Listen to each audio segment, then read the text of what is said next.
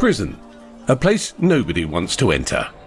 Nonetheless, multiple prisons in various countries are overcrowded, exceeding their intended capacities. This is one of the most overcrowded prisons in the world. The number of inmates here exceeds the capacity of the facility by 6 times. The overflow of prisoners occurred after the Philippines government declared its war on drug trafficking in 2016, leading to the arrests and confinement of a significant number of both dealers and users. They ended up here.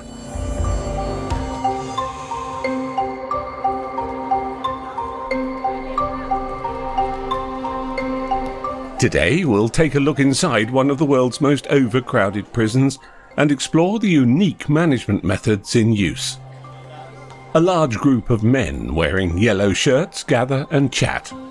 Some sit cross-legged, while others doze off in the corners. Another group surrounds a billiard table, laughing, while another group plays basketball on the cement court. The atmosphere resembles the tightly packed communities that exist in many places in this country.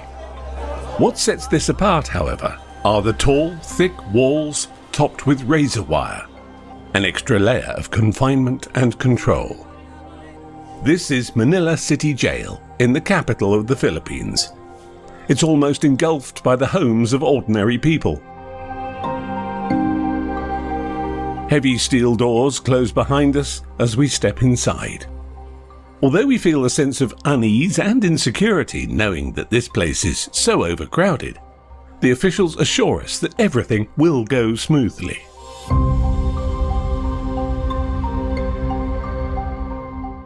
Based on our the standards of 4.7 square meters per inmate living space, if we compute the total dorm living area here, the ideal capacity is 1,100 inmates. 1,100, but you have more than that. We have more than 5,600 inmates. So it's how many percent? 5 times congested, 5 times congested. And 500% is computed only at night time. That's when the time that they sleep and they're cramped or congested inside the dormitories there. But on daytime, as you can see, they're free to roam around here and you can even feel the congestion in the facility. They're very friendly. Say hi. Yeah. Hello. How are you? All of the inmates here are awaiting trial. The reasons for their incarceration range from petty theft to drug abuse and even murder. During the day, overcrowding may not be evident, as the inmates are allowed to go out into the spacious yard to play sports or engage in other activities. When the evening comes and everyone has to return to their sleeping quarters, however, the cramped conditions do become very evident.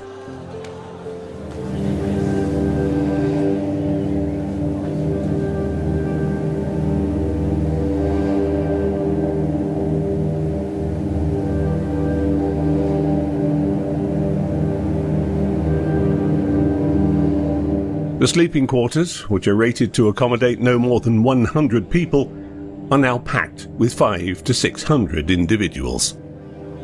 Wooden frames have been erected, layer upon layer, reaching up to the ceiling to create more space. Yet even with these makeshift structures, the available space is only sufficient for people to lie or sit down. Not only are there few sleeping areas, but the number of guards is also insufficient. When duties are handed out for the shift, out of over 100 staff members, fewer than 20 are assigned to ensure security. This is an extremely small number compared to the nearly 6,000 inmates present. Walls, closed-circuit cameras and manual locks to maintain order when the inmates leave for court appearances are not enough. Therefore, self-governance and mutual control among the inmates themselves have been implemented to manage and control the environment. The prison consists of 14 cell blocks or houses.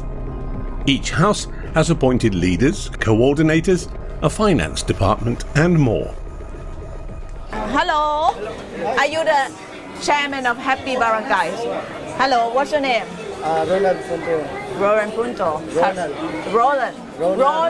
Roland. Nice to meet you. Karuna. I want to know why you call your barangay Happy Barangay. You happy here? Can I see inside? Yes. Really? It's okay to go? Can I go? We have visitors. Hello. Hello, ma'am. Hello, happy barangay people. Happy? Are you happy? Yes, ma'am. Okay. What I'm doing here is one of the coordinator for the welfare and development. So we are the medium that they're using so that we can speak in behalf of our employees. So what activities that we need to do, what are the programs that inmates need to undergo so that we can develop behavioral and spiritual aspect. So each and every dorm have the Yes. system, Coordinators. We have coordinator. How you manage the money? Yeah, it's a weekly obligation of the inmates here. We collect and then we put it as a pondo. We call it pondo here. We spend money for some activities here. While the leaders and coordinators of each house are assisting in supervision, inspection and ensuring the overall well-being of the house, some members play sports outside. Some take the opportunity to find solitude or relax in the available open spaces within the prison, as opportunities to stretch their bodies are few and far between during the night.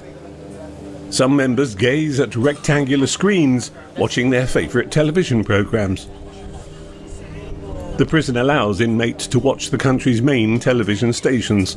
Almost every programme can be watched, except for 2 or 3 that are strictly prohibited, because typically they have sexual content or involve prison breakouts. They are not allowed to watch movies pertaining to jail. Okay. They're not allowed to watch any movie that related to jail. Yes. Like Prison Break. Yeah, No. that's not allowed here. Jailbreak, no. Jailbreak also. Jail accidents or other.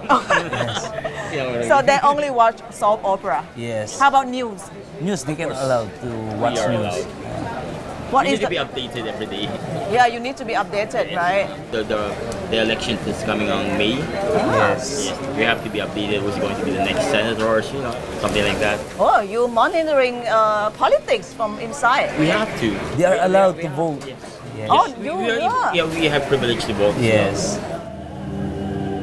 For those who aren't interested in watching television, there are arcade game machines and karaoke booths available for stress relief.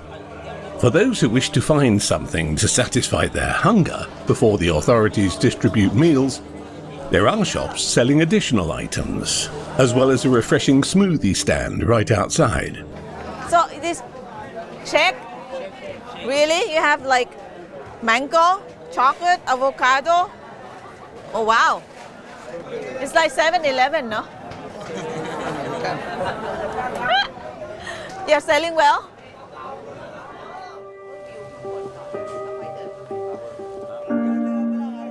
This is a prison like no other, and unlike anything we've seen before. It incorporates measures that don't jeopardize security or stability, including establishing systems for inmates to take care of each other under the supervision and oversight of the authorities. These are the systems implemented here to help prevent riots in one of the most overcrowded prisons in the world.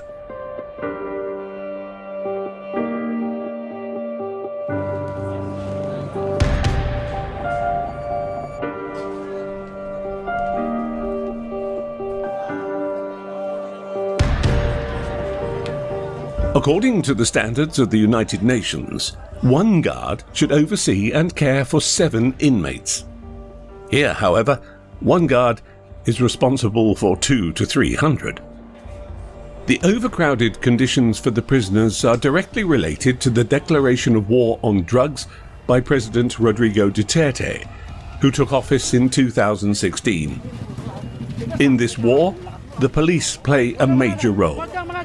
Their responsibilities range from compiling lists of suspects to sending the list to community leaders for confirmation or for additional information before conducting operations to apprehend them. This method of seeking out who is involved in drug-related activities has been criticised for opening up opportunities for abuse by including names of opposing factions on the lists. Once someone's name is on a police list, it doesn't take long before they are apprehended. Many are subject to extrajudicial killings. Some of those who were sent here claim that they have no connection to drugs whatsoever. They were either mistakenly identified on the police list or caught in an area where arrests were taking place. This inmate was arrested on charges of drug use and trafficking, and he claims that he was falsely implicated. They just planted evidence on me. Once we are inside the prison, they just asked me to be photographed along with the evidences that I have never seen before. And yeah, and eventually they just planted evidence on me, and then they have my case like a Section 5. It's really sad because I'm suffering something that I did not do. You know, lost time. I lost my job. As a computer engineer. Yes. Amidst the violent and bloody crackdown, during which thousands of suspects have been shot dead, being in here might be considered a better option, because at the very least, one is not subject to extrajudicial killing. Extrajudicial killings persist, even though they are criticized. This is because President Duterte declared that law enforcement officers who kill or apprehend individuals involved in drugs will be protected and will not face prosecution.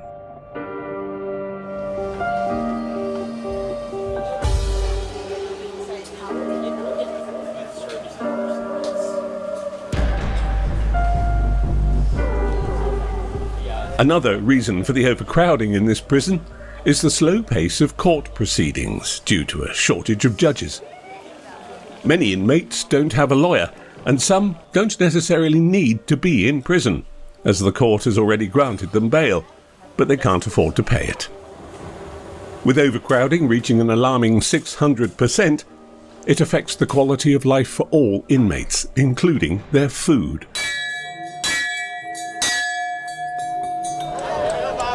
The cement yard, which was originally designed as a basketball and volleyball court, has transformed into a makeshift dining area.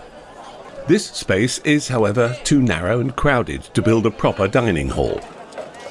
Today's meal consists of rice, a simple vegetable soup and small fish. Even this is considered the best because the food budget is limited to 30 cents per meal per person. Each person finds a separate spot to eat according to their preference.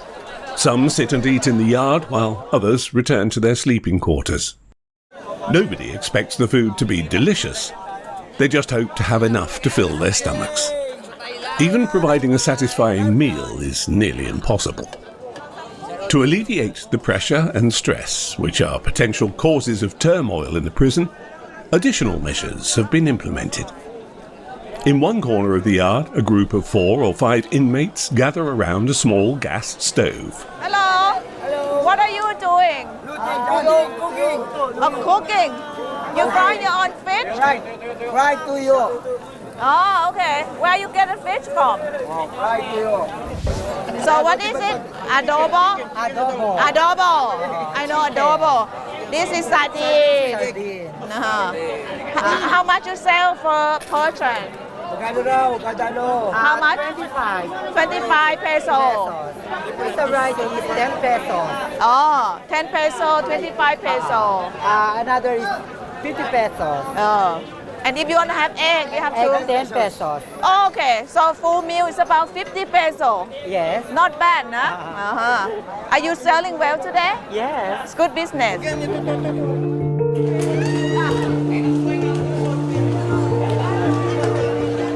In general, the classification of inmates is based on their assigned gender at birth, rather than their gender identity.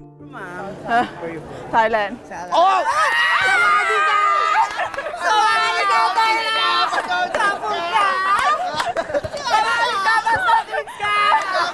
Therefore, this prison houses both cisgender male inmates and nearly 400 people from the LGBTQ community. They are dispersed across various houses, but during the day, they often come together, forming groups based on shared interests. These small, occasional gatherings provide an opportunity for them to express themselves and showcase their individuality and style to the fullest extent possible.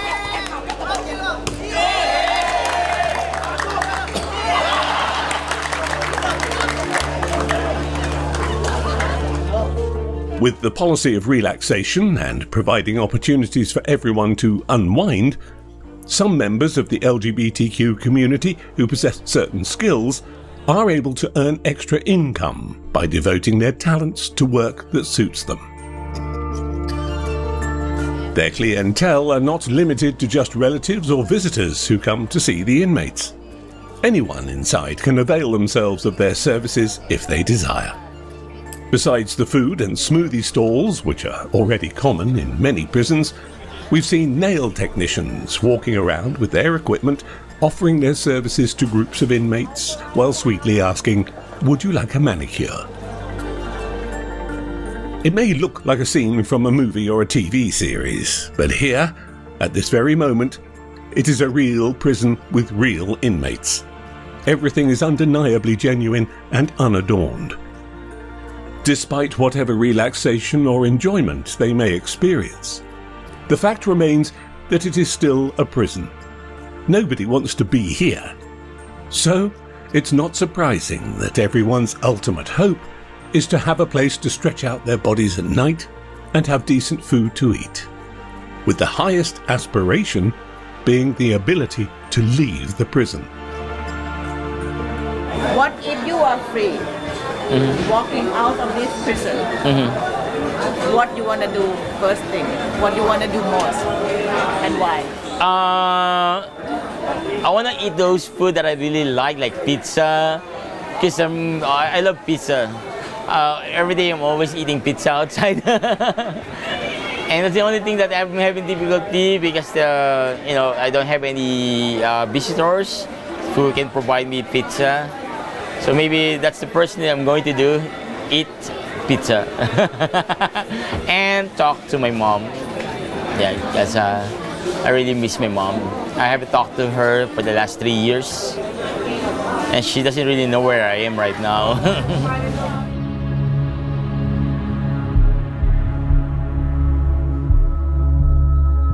The phenomenon of overcrowded prisons is seen in several countries, particularly in developing nations. In these crowded facilities, the managerial approach can be described as Filipino style, emphasizing relaxation, enjoyment, and making the most of what's available. Whether this is a good enough approach remains to be seen, but at the very least, it helps prevent the prison from becoming as suffocating and as oppressive as it could be.